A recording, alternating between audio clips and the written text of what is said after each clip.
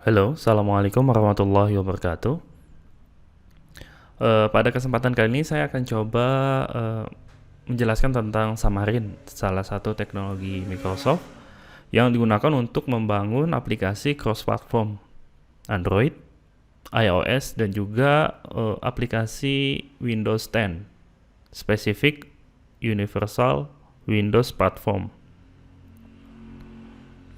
Nah, di sini Xamarin ini menggunakan bahasa C Sharp yang jadi kita codingan pakai C Sharp semua, nanti di build ke platform masing-masing. Walaupun pakai C Sharp semua, kita masih bisa menggunakan library di masing-masing platform. Misalnya di Android kita bisa pakai misalnya spesifik Android, buat iOS juga begitu, dan juga buat aplikasi Windows juga begitu. Jadi walaupun di sini cross platform, kita masih bisa menggunakan spesifik library pada masing-masing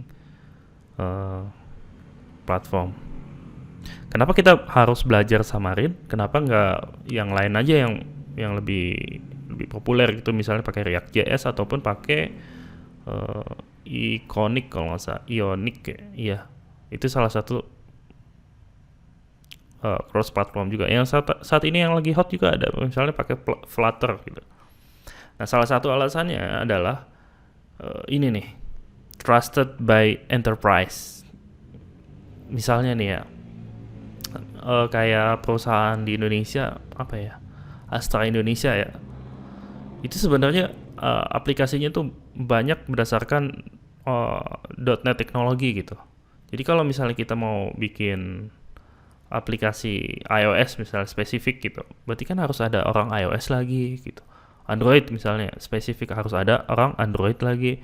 Nah, kenapa nggak kalau kita misalnya pakai teknologi yang familiar gitu, kayak C Sharp ini dengan Visual Studio yang misalnya di perusahaan sudah lama menggunakannya. Jadi kan transisinya nggak begitu berat gitu, walaupun tetap masih harus belajar. Nah, salah satu keunggulannya itu ialah native dan performance. Ya, walaupun sebenarnya ini ditranslate ya, mendekati native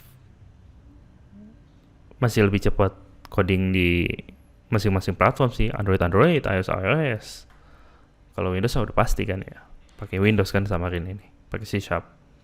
Jadi sebenarnya walaupun native ini sebenarnya masih ada sedikit performance, ya nggak berpengaruh lah kalau misalnya untuk aplikasi bisnis ya, terutama kalau aplikasi sales dan lain-lain yang inputnya cuma sehari sekali gitu, ya nggak apa-apa sih.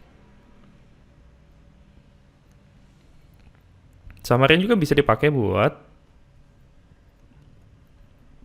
membuat game atau membuat 2D graphic.